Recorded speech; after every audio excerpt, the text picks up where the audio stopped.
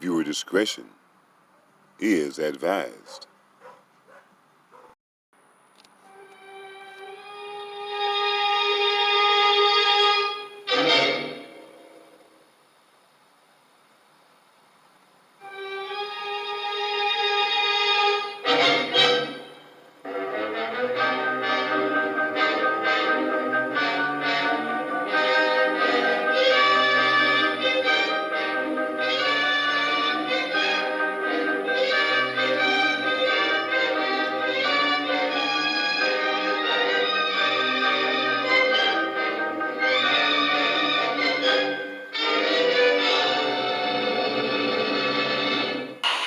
This man's life is at stake. And worse than that, he might get fined, too. I ask you to look at this man. Is that the face of a criminal? The face of a liar, perhaps? The face of a cheat, perhaps? The face of an egomaniac, perhaps? But a murderer? No.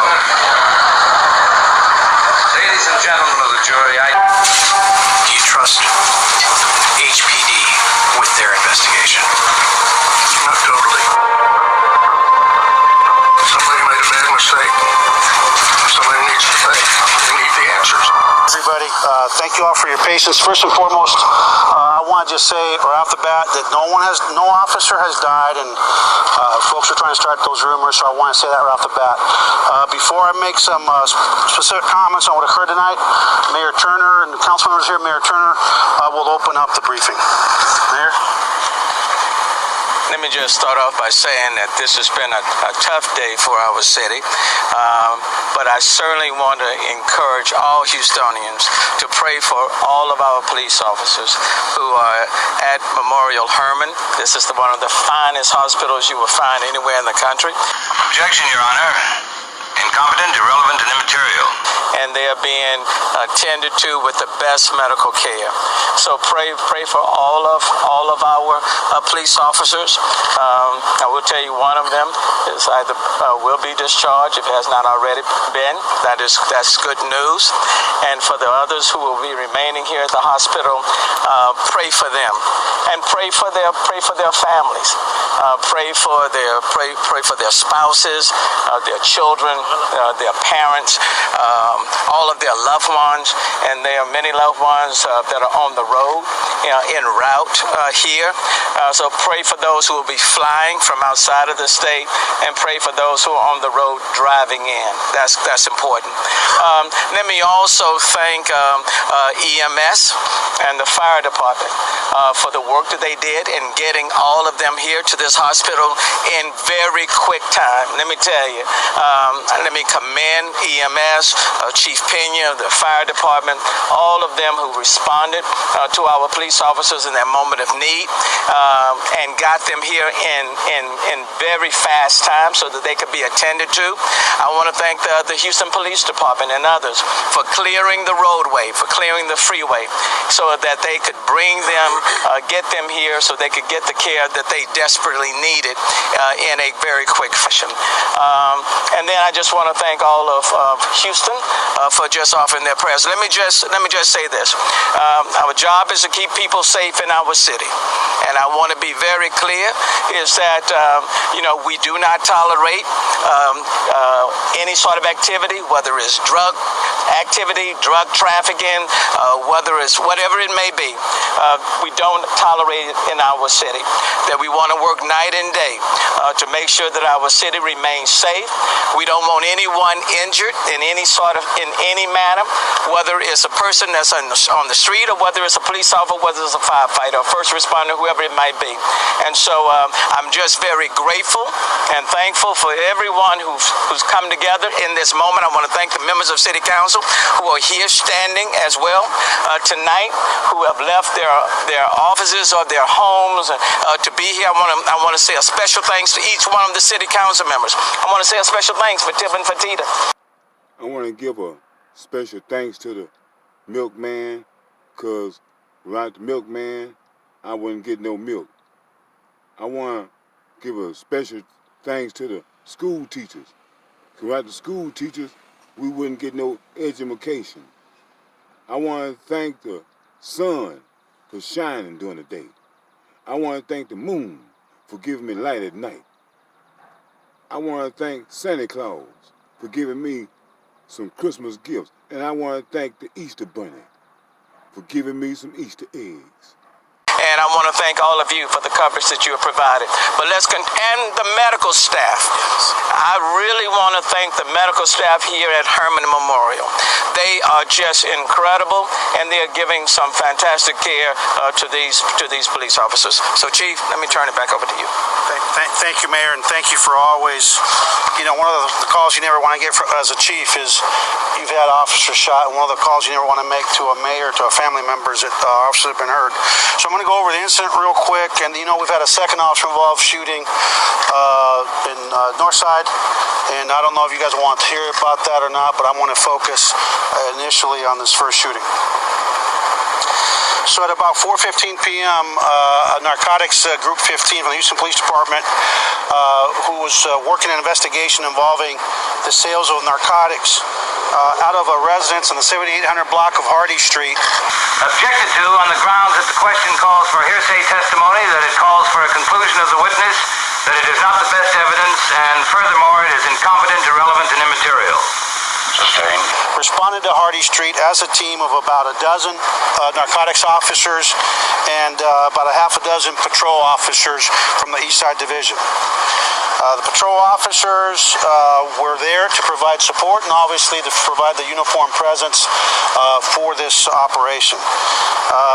Shortly before 5 o'clock, the narcotics officers attempted to serve a search warrant on the location at 7800 Hardy Street.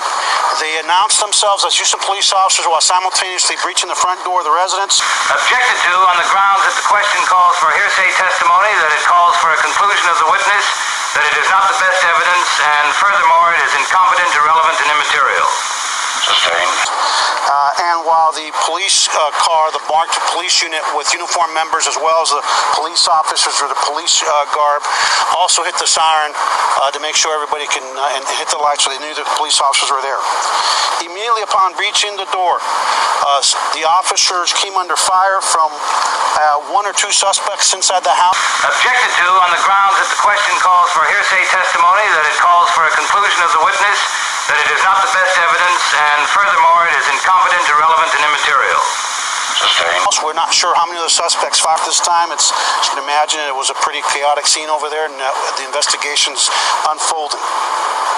As a result of the exchange of gunfire between our officers and one or two suspects, we have 5 officers injured. 4 were struck by gunfire. 2 officers are currently in surgery. They're in surgery for gunfire sustained, and they are in critical but stable condition. And we're hopeful that with the prayers of this community that they will recover. But again, they are in critical condition but stable. Their families are here. Some of the families are in transit, but 2 officers are currently in surgery. 2 other officers were shot, and they will remain hospitalized for observation for at least a 24-hour period. They were struck by gunfire, but they are basically ambulatory, and they're expected to make a full recovery. 1 officer sustained an injury during the gun battle. It's important to note that once the initial indications are once the officers reached the door and the gunfire began from the suspects. Objected to on the grounds that the question calls for hearsay testimony, that it calls for a conclusion of the witness, that it is not the best evidence, and furthermore, it is incompetent, irrelevant, and immaterial. Sustained. One of the suspects actually retreated momentarily to the back of the room, and then that suspect came back and again engaged the officers and gunfire. Objected to on the grounds that the question calls for hearsay testimony, that it calls for a conclusion of the witness, that it is not the best evidence, and furthermore, it is incompetent, irrelevant, and immaterial. Sustained. I have not been able to determine how many of our officers are shot, have returned fire. That's part of the ongoing investigation. As you can imagine, we needed to work the scene from a tactical perspective. SWAT responded along with other allied agencies.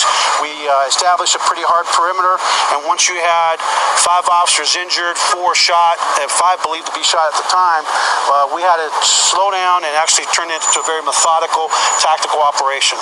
The SWAT operators, upon taking control of the scene,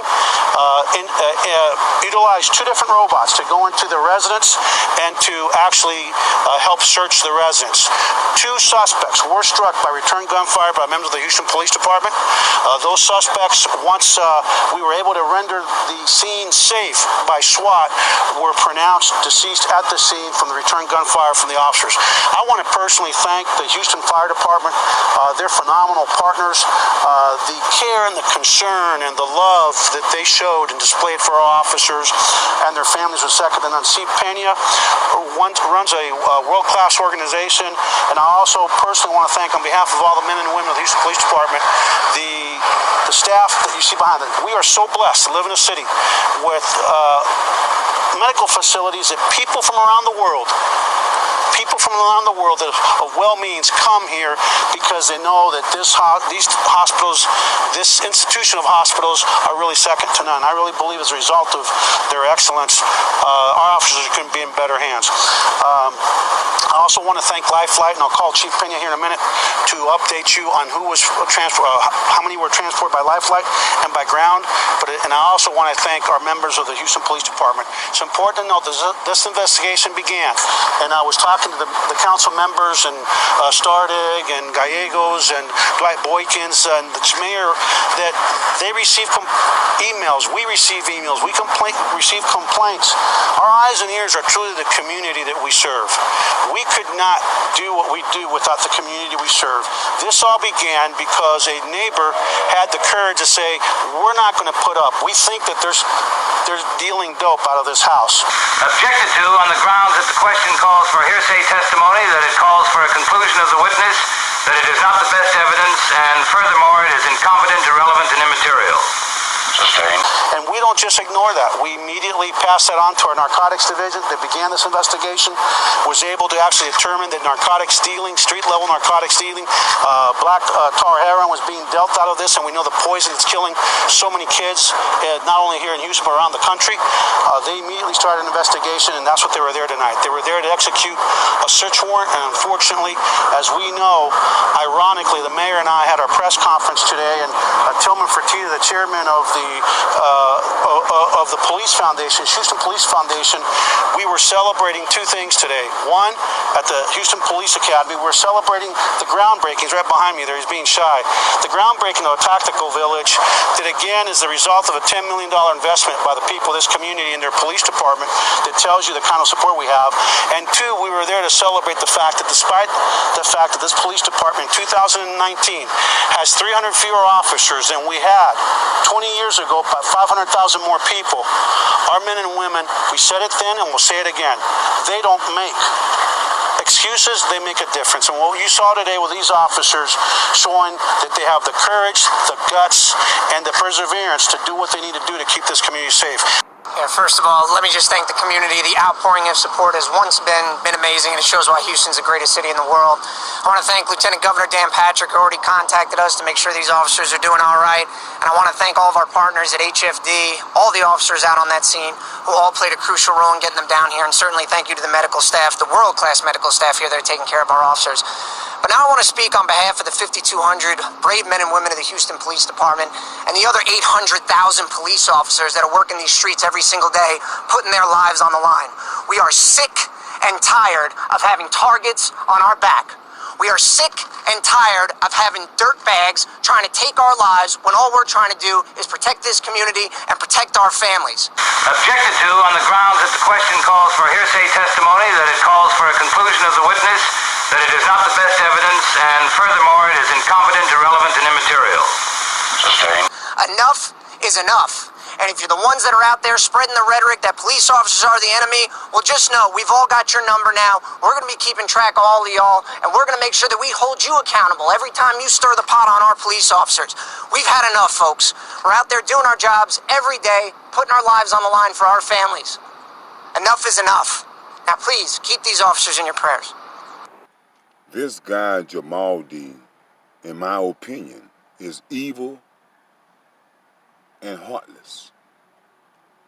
With all the evidence to prove that the cop was wrong, he still insists that there was something going wrong in the home of Mr. Tuttle.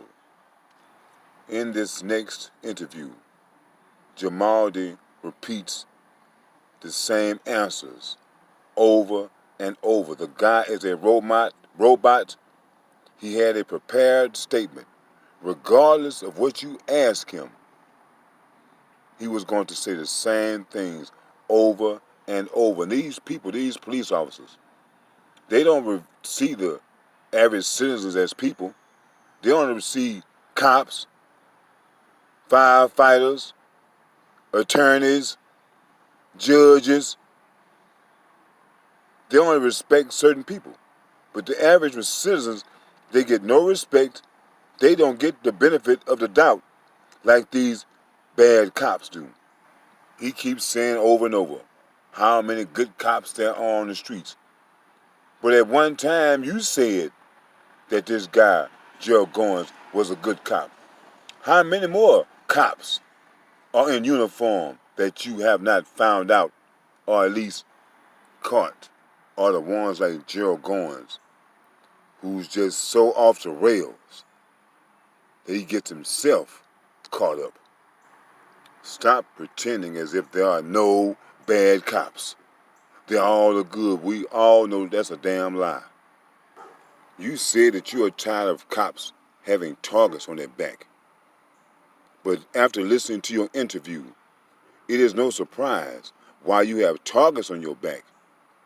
Because of the attitude that you cops have. And if you don't change, it's not going to change. Watch the press conference today that the chief had. I did. Did you have any information prior to the chief talking on camera? I did not have any prior information to the chief talking on camera, but obviously the allegations that the chief laid out are extremely disturbing and extremely concerning to us. But I think it's important to remember that that does not reflect the 5,200 brave men and women of the Houston Police Department who go out there every single day putting their lives on the line for their community. The question is obvious. Why is this extremely disturbing? Well, you know, any time that you have a warrant, you have to ensure that you've done your due diligence to ensure that everything in that warrant is true. And if the allegations are correct, then it appears that that is not the case for the warrant that he received to go into that house. This was a big story. I was actually one of the first reporters on scene when this happened, and there was a lot of talk about all this information flooding in that these were bad guys, these were wanted for heroin. We kept hearing that word a lot. And then here we go a month later, that's not the case at all. How does that looks pretty bad for the police department. I think it's important for everyone to remember that we did not come to that house by happenstance. We did not come there by happenstance. That is his prepared statement.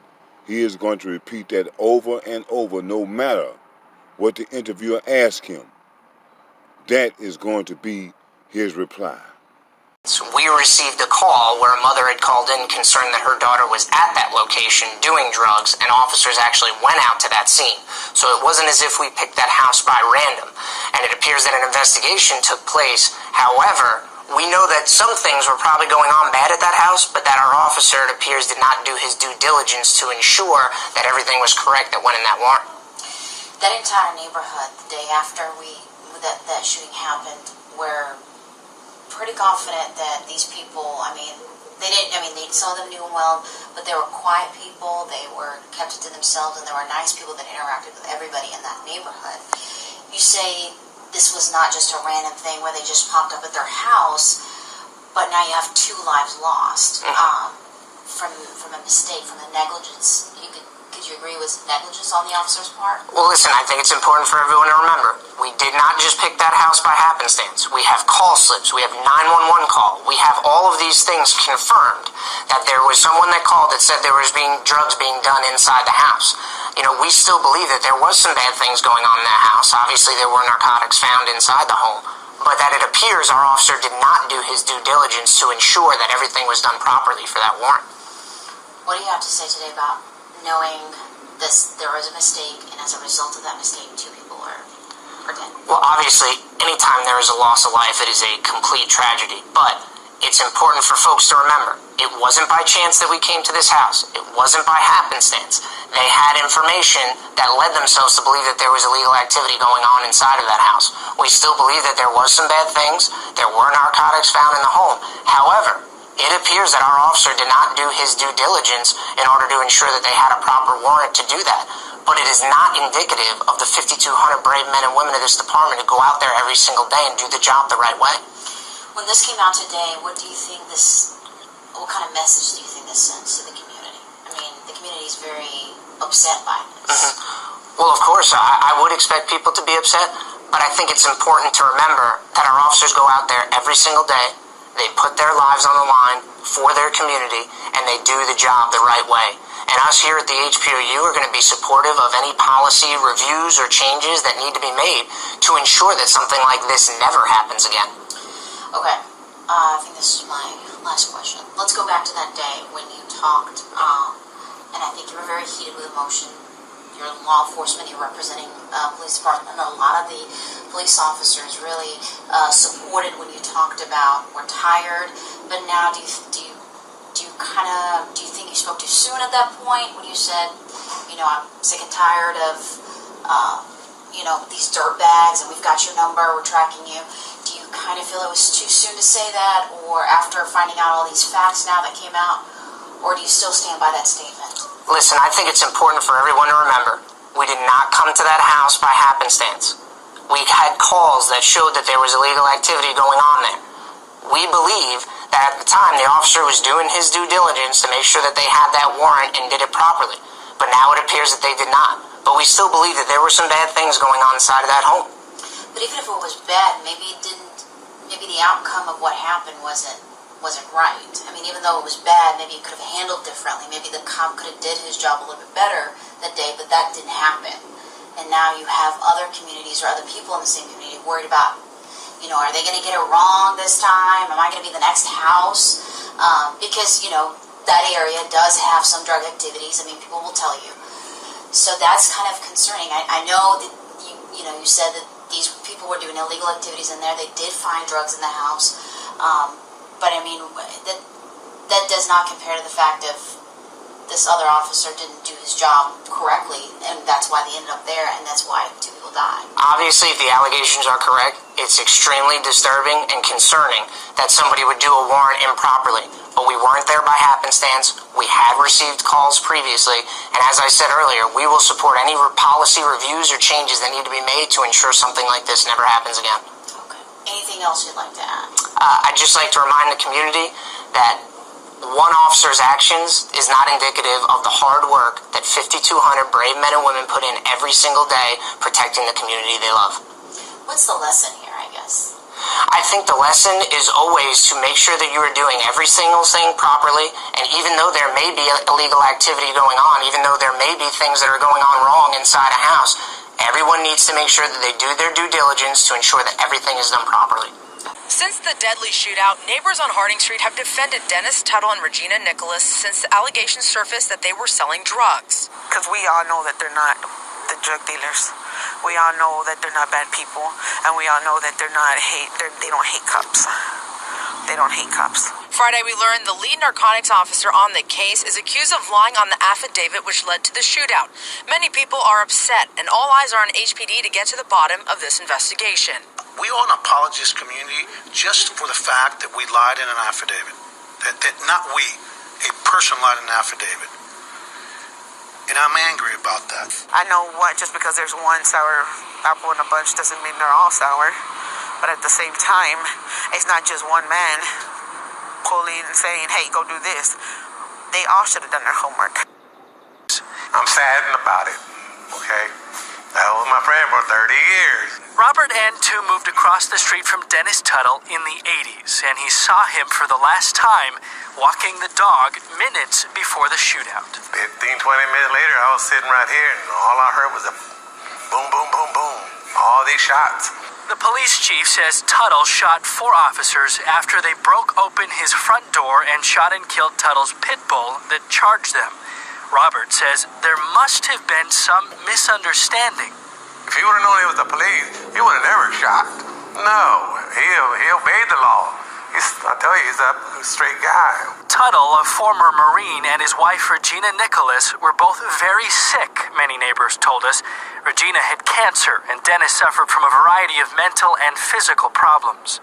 Tuttle's sister didn't believe what happened until she saw the bullet-riddled home for herself. First, I want to say our prayers are with the officers and their families who were affected. Police found marijuana, a white powdery substance, and several weapons in the house on Hardy Street. But none of that convinced the more than a dozen neighbors who talked to KPRC that this was a drug house or that its occupants were black tar heroin dealers, as police said. He's a veteran, but an upstanding man. He was an upstanding man. I'm telling you, he wouldn't even go fishing because he didn't have fishing license. That's how he felt about the law. He obeyed the law.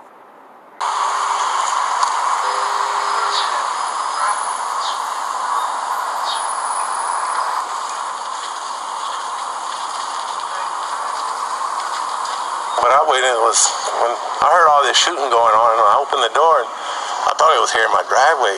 But no, it was across the street when I opened the door. No, I seen them. The police already had the door open, and I seen the 3 officers laying down. They were on the ground, and their partners were dragging them away from the door. But it happened so fast, just like that, quick. 3 people were down. 3 officers were down.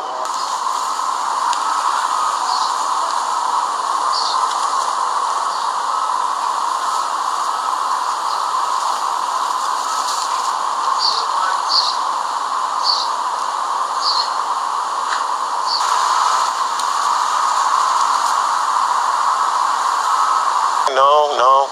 They kept to themselves ever since then. He wasn't allowed to come out of the house. And you couldn't tell that they were doing any kind of drug trafficking because they're poor. They hardly had anything to eat.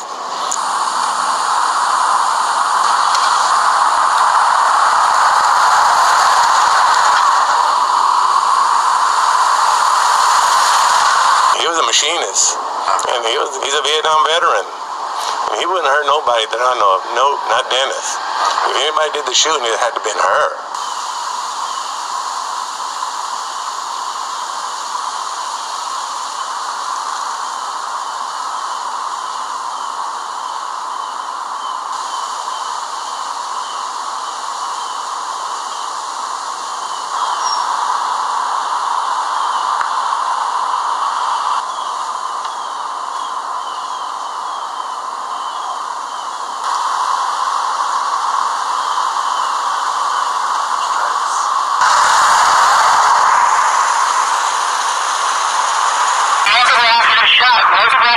Nearly 100 days later, the botched Hardy Street raid is still unraveled. Regina Nicholas and Dennis Tuttle are dead. Members of HPD's narcotics team have left the force or are under investigation. And Houston Police Chief Art Acevedo still has not turned over the case to the District Attorney's Office for review. And let me tell you why I think these cops are heroes. On January 28th, it was chaos on Harding Street. Within the first few hours, HPD brass raced in front of cameras, attempting to defend their officers, not knowing what had really happened. Because we had a search warrant that narcotics activity was going on in that residence, specifically the sale of black tar heroin. The next morning, Chief Acevedo continued to build the narrative. We actually bought black tar heroin at that location. The couple portrayed as drug dealers without fear of the law. The male suspect came from around the back and started an open fire with a .357 Magnum. A female suspect went towards that officer, reached over the officer, and started making a move for his shotgun. On January 31st, Chief Acevedo revealed HPD's Narcotics Division began an investigation after officers responded to a 911 call outside the home weeks earlier. Dawn is at location. She possibly thinks there's drugs, guns inside the residence. The officer wrote a detailed note within the call slip history to document their actions, what they had learned, and what they had done. Our investigation revealed the officer's call slip had no details, and no police report was actually filed after that 911 call. But the story behind the raid really fell apart the morning of February 15th. Channel 2 investigates, learning this morning there are big problems. Documents revealed lying cops manufactured an unlawful warrant, giving officers the green light to go in without knocking. Hours after we broke the story, Chief Acevedo doubled down on his department's actions. It's really important for the community to realize we still had a reason to be at that home. We should not draw final conclusions, as disturbing as it is, until we uncover every single investigative lead. Chief, you indicated you had reason to be at that home. There appears to be no reason listed in this affidavit. But to remember, that affidavit is but one piece of a very comprehensive investigation. 5 days later, the FBI gets involved. They have opened a formal civil rights investigation. District Attorney Kim Ogg's office also is investigating and announced it's reviewing more than 2,200 cases tied to the case agent, Gerald Goines, and fellow narcotics officer, Stephen Bryant. People are going to see what really happened. We'll get to the truth. I think you can expect to see something, a case presented or cases presented to grand juries this summer. Investigators have filed a barrage of search warrants aimed at Goines and Bryant, seeking data from their phones and offices. This is a very active crime scene. Mike Doyle, a lawyer for the Nicholas family, claims his team found sloppy forensics work at the home. Evidence uncollected by investigators. There's bullets still on the walls. There's blood trails all over the house that there's no indication of DNA being collected. Channel 2 Investigates is the only TV station to go inside the home. We did so on April 16th with Cliff Tuttle. Look at that. Man, 5'6". What are they shooting at? Cliff made his position clear. Do you feel that the cops had a reason to be inside this home? No. Definitely not. Do you trust HPD with their investigation? Not totally. Somebody made a bad mistake. Somebody needs to pay. They need the answers.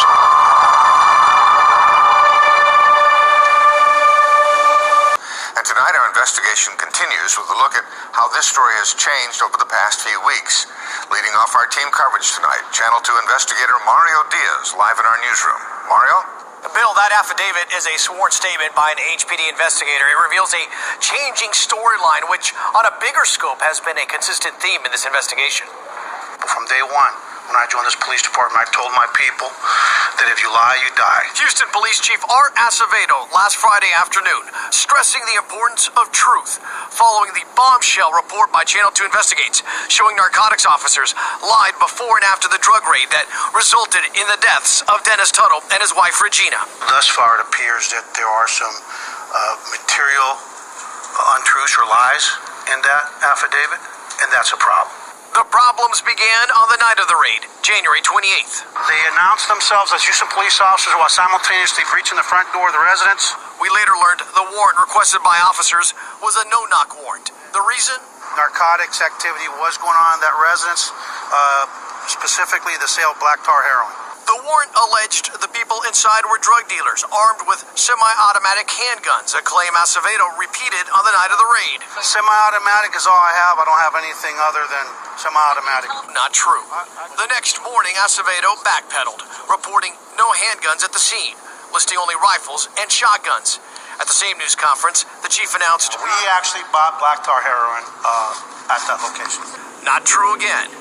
2 days later, the chief said this. Our number one goal is always to find out the good, the bad, the ugly, and to be transparent. The ugly has come out. To HPD's credit, the Special Investigations Unit exposed the lies. Lies that have tarnished the HPD. Why should Houstonians tonight not be concerned with your department? Because reading this is terrifying to many people. Well, look, we are a department of 5,200 people. The actions of one person or two persons is not reflective of the excellence of our department. What actually happened here, how did it go wrong, and how do we prevent it from happening again, are questions that have been raised. All these questions, and possibly others, must be answered through a full, complete, thorough, honest, and credible investigation. And only the facts which lead to the truth and holding people accountable will restore the trust that has been shaken between HPD and the public they serve. The law requires that we open an investigation, even a post-conviction review of any case involving any officer, i.e. One of the officers here, the case agent, to ensure that there are no issues with that case. The DA's office, I'm going to refer you back to her. I'm not going to speak for her office. They've already sent out notices to the cases they believe that have been identified that this applies to. Did your agency do everything by the book here? As far as we understand right now, yes. Dr. Peter Stout, CEO and president of the Houston Forensic Science Center, reacts to the findings of a private forensics team investigating the crime scene at 7815 Harding Street. I think we were reasonably complete. Now, that's not to say that there weren't things that may have potentially been left that should have been collected. Michael Maloney, a former senior instructor at the Federal Law Enforcement Training Center for Death Investigations and Sex Crimes, has been working the site for the last 5 days. On Monday, he and his team showed Channel 2 Investigates bullets they recovered from the home. Rounds they are confident were fired in January's deadly botched raid by HPD. Pictures? The alleged bullets or rounds that were recovered from the home. I haven't seen those. I mean, like I said, I need to see if you have some of those. Yeah, I do. I have some right here. Okay. I actually have, this is one of the evidence markings of the shirt right here. Well, that would be helpful. Yeah, I would need to see this. I mean, certainly if this is evidence markings, I'd be very concerned about that this got left behind. And we need to understand what this is. The findings by the private forensics team hired by the families of Dennis Tuttle and Regina Nicholas comes months after the Stout's own team of investigators spent over 100 hours at the home collecting evidence over multiple visits. We need to understand from the investigator what, in fact, they collected. I certainly would be interested in their SOPs. I'd be certainly interested in their accreditations and their certifications. These are all the aspects that go into how scenes are processed. Do you plan to reach out to them? I certainly plan to reach out to them and understand if they're willing to work with us. That employee complaint history does not paint a pretty picture. Of course, nobody is perfect, but I can tell you this. If you go by that document we obtained, there appears to be a decades-long pattern here of problems. Channel 2 Investigates got a hold of it. It's a single page that tells the tale of an alarming law enforcement career. We're trying to figure out how you make such a long career running into so much trouble. This is unheard of. It's just absolutely unheard of. I've never heard of this short of fiction. The police officer in charge of January's botched, deadly drug raid has been in so many scrapes, in so much trouble. It's hard to fathom how HPD allowed Officer Gerald Goines to keep going year after year. So when I heard about it, I was like, man, that's good. I'm glad, justice is finally getting served because he needed that karma. That's the voice of Kelly Johnson. In 2013, Johnson was arrested and charged with aggravated assault after a road rage incident. Goines swore Johnson flashed a gun. Uniform officers never find a gun. That's correct. Goines had Johnson arrested anyway, but defense attorney Chevo Pastrano had the foresight to look into Goines, and in 2013, HPD was forced to hand over Goines' complaint history. From 1987 to 2011, 10 sustained allegations of wrongdoing, problems with behavior, misconduct, court attendance, improper police procedure. And this is just the stuff that stuck. Is Goines somebody who should be on the Houston Police Department right now? I did not believe so in 2013, and I don't believe so now either. The defendant in this case was no-billed. The charges were dropped. It is eerily similar to another run-in Goines had years earlier on the South Loop. In that case, Goines shot and killed the driver. This man's life is at stake. And worse than that, he might get fined, too. I ask you to look at this man. Is that the face of a criminal?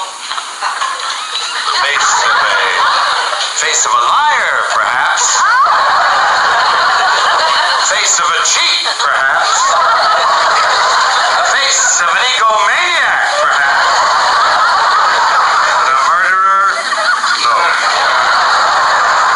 He was looking for, and the number of his cases that ended up going nowhere. These two career criminals caught a big break after HPD officer Gerald Goines arrested them. Their cases thrown out because of sloppy police work. One prosecutor wrote Officer Gerald Goines never showed with search warrant after requesting for months.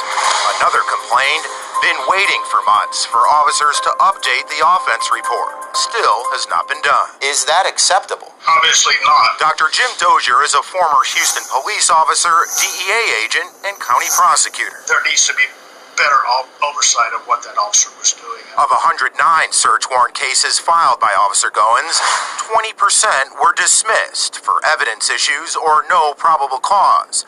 In 12% of those warrant cases, police did not find the drugs they were looking for. That's quite a high percentage of searching for one drug and coming out with another. For instance, in one case, this search warrant stated an informant bought crack cocaine from a home, but later police only recovered marijuana. Another supposed crack buy only netted a few ounces of marijuana, some Xanax pills, and a bottle of codeine cough syrup. That would be a red flag to me. That coming from a former federal agent who's worked on hundreds of search warrants for drugs. Most of the times we walked out with the narcotics that were described in the search warrant. Now, he also found issues with weapons. In more than 50 of his search warrants, Gerald Goines never listed any guns seized, even though he claimed informants saw guns during earlier drug buys. Meantime, the attorney for the officer told us she does not find any of this unusual or concerning. It doesn't happen in Bel Air. It's not supposed to. What happened was a rolling shootout between a Houston police undercover narcotics officer and two suspects with a 4-year-old child caught in the middle of it all. It all started around 1 o'clock Monday when the officer began following the suspect's vehicle in the 8900 block of Maine. Later, shots were fired and the officer wounded at Willow and the South Loop. It ended in the heart of Bel Air in the 7800 block of Newcastle. Houston police descended on the scene after hearing pleas for help from the wounded officer. He called in to dispatch regarding the fact that he had been shot and he was following the suspect vehicle. He had given description, license plate number. When help arrived on the scene, what they found was 32-year-old Gerald Goines, a 13-year HPD veteran with gunshot wounds to the left arm and abdomen, a suspect with gunshot wounds in his right arm and side, a second suspect only slightly wounded, and a 4-year-old little girl with injuries from flying glass. The suspect's vehicle, a Chevy Blazer, was riddled by bullet holes. Officer Goines was transported by Lifelight to Herman Hospital, where tonight he is listed in critical but stable condition. The wounded suspect was taken to Bent Hop Hospital and later died as a result of his gunshot wounds. The 4-year-old was admitted to Bent Hop but is reportedly in good condition. Police say Goines was attempting to serve a warrant on the suspects when the shooting started. He's done it again. Again, the same thing. This was Rhonda Dorsey Williams' reaction to the news that veteran HPD narcotics officer Gerald Goines was at the center of the botched drug raid that has bruised the HPD's reputation. She did not know Goines by name until this weekend, but she remembers her family's connection to him from over 20 years ago. He murdered my brother in 1997. This is what Williams and her family believes happened. My mom went to her grave still grieving it. Williams says her older brother killed as a result of a road rage incident involving Goines. My brother was driving with his baby in the car. Goines has been on the job since the 80s. He's been shot multiple times while on duty, including in the Dorsey case. The family, though, had issues with the shooting back then. The officer also said it was a drug deal gone bad, and it was road rage. And as a result of the affidavit uncovered by Channel 2 Investigates, Williams has more issues now. All the feelings have come back. It's just, we have unanswered questions. We want to know, why did you do what you did? Chief Acevedo told me on Friday they are going to go back and look at Goines' past. They need to. Definitely. Do you welcome that? Yes. It's from February of 2016. They involve this man that you're about to see here, Roy Herbert Willis. At the time, he was charged with possession, but now charges have been dropped in his case. It was last month that prosecutors dismissed 2 of Goines' cases nearly a week after the Harris County District Attorney Kim Ogg and her office announced that they will review more than 1,400 cases tied to narcotics officer Gerald Goines. The DA's office has stated that none of the cases are being dismissed merely because of Goines' involvement. Regarding the Willis case, a spokesman for the DA's office said in a statement, quote, "In the interest of justice, the ongoing investigation of Gerald Goines prevents us from moving forward to trial on this case at this time. The investigation could yield information that we are not yet aware of that could be helpful to the accused." The district attorney's office said charges may be refiled at a later date. Joining us to discuss this is attorney Oliver Brown and former Houston Police Sergeant Kenneth Perkins and former Assistant Chief Bruce Williams. So, Bruce, this is your first time here and speaking publicly about anything on HPD. When you look at this case, and there are some new policies in place, including more body cameras, and the chief has to approve no-knock warrants. Your thoughts on that? Are we headed in the right direction for the department? I think so. Obviously, any warrant has to be approved by a judge, but no-knock warrants is a policy and procedure decision. So the decision to make no-knock warrants an executable warrant, how we do it, is an important step for the police department, I think. When you heard about all of this happening at HPD, as a former assistant chief, are you surprised that all of this happened in the department? I'm troubled by it. I'm hurt by some of the rift that I've seen in the community. I really would like to see some of the rhetoric lowered. Now that's a typical reply from a cop. As a person living in the black neighborhood, what has been happening to the Tuttles has been happening since I can remember. And for this guy to say he's troubled by it, he knows that these type of things goes on, and something like that is going on as we speak right now, as I speak. And these cops make the same typical cop replies. They feign ignorance. And let the multi-track investigations take their course. I spent most of all of my adult life in that agency. I love it, and I love this city. And some of the rhetoric that I'm hearing on all different sorts of silos needs to be tamped down just a little bit. I am from this city as well, and I think I've been here a little longer than that guy. We've always had problems with the Houston Police Department. And hey, when a black person calls the police, we get no justice. This is a fact. The only people that are black, it seems like that gets justice, are black police officers. Until they mess up, then they get treated like the rest of us black folks. But this guy, he still has his cop blood in him, to where he's just not going to throw a fellow cop, up on the bus. And if we can do that, this city can come together. I know it's a much better city than what I've been seeing. Let's bring defense attorney Oliver Brown into this conversation now that Kim Ogg is going to review more than 1,400 cases that this officer was involved in. Your thoughts on that? Well, last Friday, I came on your show and I said, hey, look, we need to end no-knock warrants. On Monday, the police chief started announcing that I guess they're going to end the no-knock warrants or temporary suspend or, put them under a detailed review. Now I'm here to tell you that it's time for them to turn this investigation over to the FBI so that they can have an independent investigation. I'm not criticizing the police chief. I think he has done a pretty decent job with trying to be transparent. But however, in order to get that faith back in the community, let an outside agency review and release a public report. As far as is concerned with the rhetoric, I agree that we should be careful with what we're saying so that we don't rush to judgment again. As you know, that's my number one thing. That happened the day of the shooting. Yes, exactly. So But I believe if they open this up to an independent investigation, it's going to work for them. But I want to also say that I'm, as a member of the defense bar, I know tons of defense attorneys that have complained about this officer. So he's well known for engaging in unethical conduct. And I think that that needs to be reviewed as to how did he, quote unquote, slip through the cracks?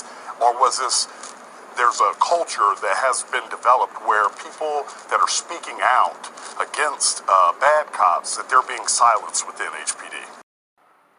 The problem with HPD is not the chief. The problem is the little Indians, all the little street cops, the one who lie. See, the chief is taking for granted that the officers up under him are telling him the truth. And I can understand him being upset because he's going to try to protect his officers. But then one lies. And now the chief had to stand up and take this tongue lashing from the public. That is not right. So what is the chief to do? Is he to get rid of all the police officers? Maybe he should. Maybe he should get rid of all those guys that's been there over 3 years and replace them with some new cadets. Because people say, well, look, all the rookies out there. But you have veterans who are making rookie mistakes. So I would rather have a rookie making a mistake than a guy who's supposed to not be making mistakes and is a damn veteran. What is happening to Gerald Goines and what happened to Muhammad Noor needs to happen to all cops that are caught breaking the law, which they are hired to uphold. As long as police officers get the usual spank on the wrist, how would you expect anything to change?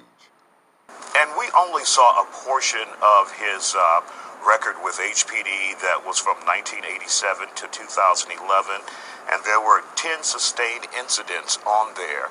How do you survive that long in an agency when you are accused of misconduct so many times? You know, I had officers, former lieutenants, and sergeants contact me after last Friday, and they said that it was known that he had a history of not telling the truth, but yet somehow it did not stay within his personnel file, which allowed him to end up into these type of special units.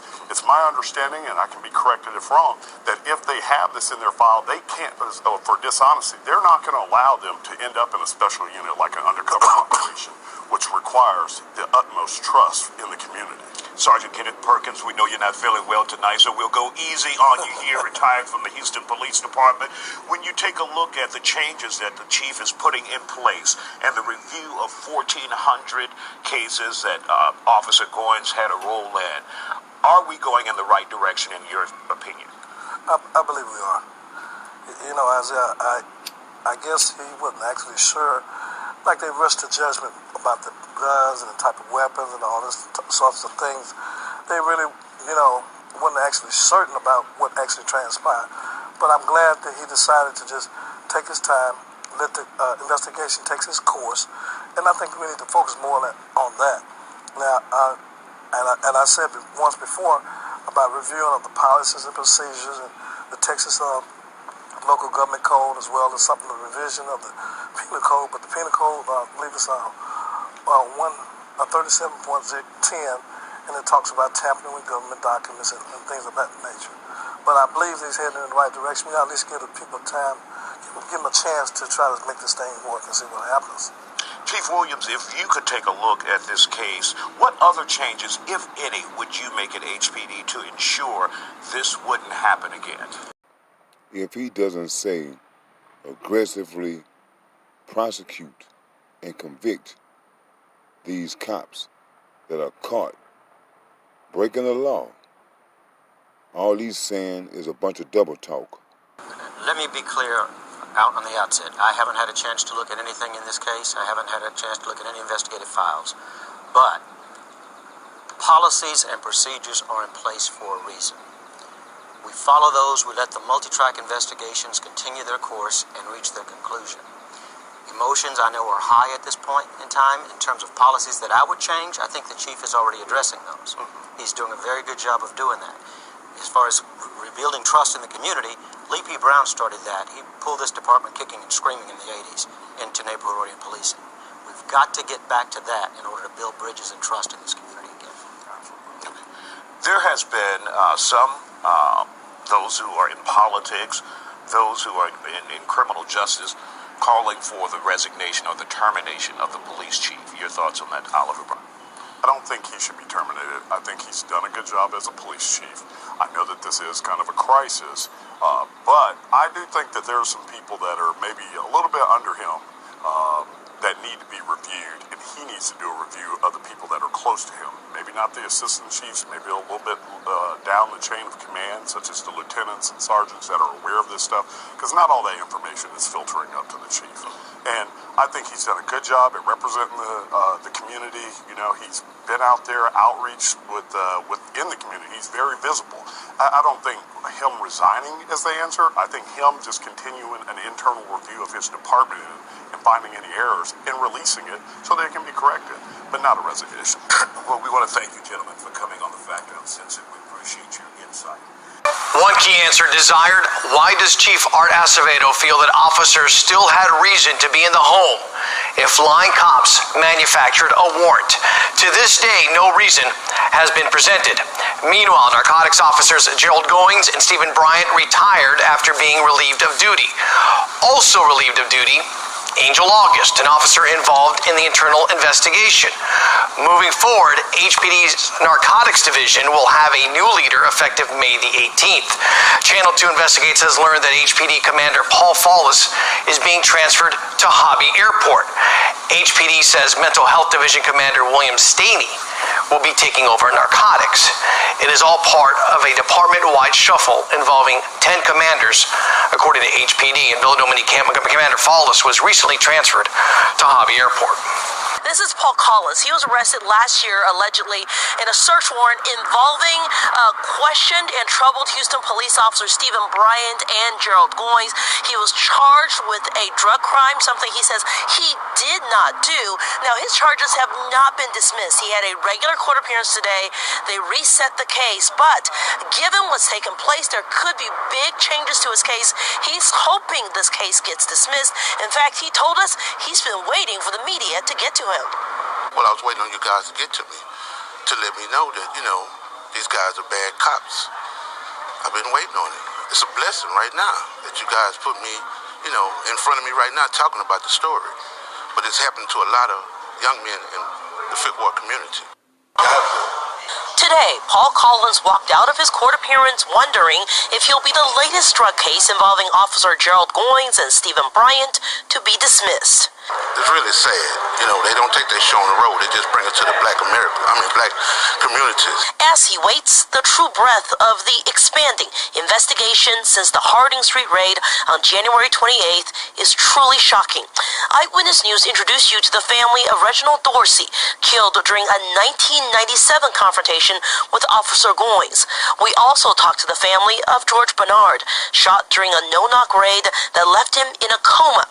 He would eventually lose most of his fingers and toes.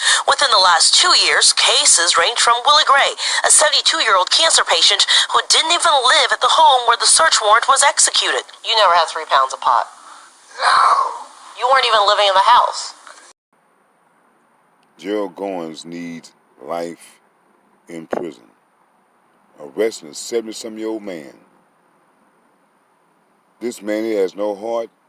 I know too many cops that I've had experiences with that are just desperate for an arrest, trying to get those bonuses. But they don't care whose life that they destroy to get these damn bonuses. And I'm glad that Gerald Goines got caught up, and I will be even happier when he gets that damn life sentence. No. To Brandon Carter, who said he was just walking by a police scene when he got arrested. Andrew Hebert's questionable arrest by Goines and his crew were captured on cell video. Then there is Courtney Jacobs, whose case was the first Goines and Bryant case to be dismissed. Trayvon Cornett was the second. It's not helping the black community. It's frightening us. We don't know what you guys are going to do. Happened. Prosecutors say the now ex-cop Gerald Goines lied to obtain a search warrant on a home he said belonged to heroin dealers, but officers found no heroin when they raided the place in January. While a gun battle broke out, a couple was killed, and 5 officers were injured, including Goines. Goines is also under investigation for allegedly stealing guns, drugs, and money. Stephen Bryant walked out first, followed by his former partner, Gerald Goines. From the confines of jail to a waiting Jeep, surrounded by cameras within seconds. The entire jail process for these former cops over in about 3 hours, that's record time. It was a day of fast-moving developments that started with District Attorney Kim Ogg announcing the charges. Today we charged Gerald Goines with 2 counts of felony murder. We've also charged former HPD officer Stephen Bryant with 1 count of second-degree tampering with a government document. Goines, a police officer with HPD for 34 years before retiring in March while under investigation, is accused of lying to get a search warrant to go into the home on Harding Street in January. His actions, Ogg said, caused the deaths of Regina Nicholas and Dennis Tuttle. 4 police officers, including himself, were also shot. Bryant, with 23 years on the force before his retirement, charged for allegedly lying to police to try to cover up that bad search warrant. This is a case like no other that we've seen. We handled it in a way we thought most appropriate. But defense attorneys questioned why the case wasn't taken to a grand jury first. No grand jury's heard the facts and circumstances of this allegation, and I think that's a very important part of this process. During an afternoon bond hearing, Goines, dressed in a suit, covered his face. Bryant came to court in a t-shirt and shorts. Bond for Goines was set at $150,000 on each charge. Bryant's was $50,000. They surrendered to the court and were taken to jail. The family wants to know, how is it that this occurred? And we believe that the investigation of what went wrong at the Houston Police Department to allow this tragedy to occur must continue. And there are ongoing investigations, thousands of cases that are being reviewed, possible civil rights issues, and potentially more charges, as the man at the center of it all walks free tonight. Well, I was waiting on you guys to get to me, to let me know that, these guys are bad cops. I've been waiting on it. It's a blessing right now that you guys put me, in front of me right now talking about the story. But it's happened to a lot of young men in the Fifth Ward community. It's really sad. They don't take their show on the road. They just bring it to the black communities. It's not helping the black community. It's frightening us. We don't know what you guys are going to do. This man's life is at stake. And worse than that, he might get fined, too. I ask you to look at this man. Is that the face of a criminal? The face of a liar, perhaps. The face of a cheat, perhaps. The face of an egomaniac, perhaps. But a murderer? No. Your Honor, may I interrogate this witness first? Well, it's highly irregular, but go ahead. Ex-Officer Goines, you originally said that an informant purchased black tar heroin from the home and that they had automatic weapons in the home, which we now know was all a fabricated lie. What do you have to say to these allegations? Is it not true that these raids that you conduct are nothing more than plots to go out and rob innocent citizens? You deliberately and cold-heartedly killed an innocent couple. Confess, sir, to this murder. You didn't kill Thompson. But you did, Mr. Wells. Yes! Yes, I killed Ed Thompson! I killed him! I killed him! I killed him! I killed him! It's not helping the black community. It's frightening us. We don't know what you guys are going to do.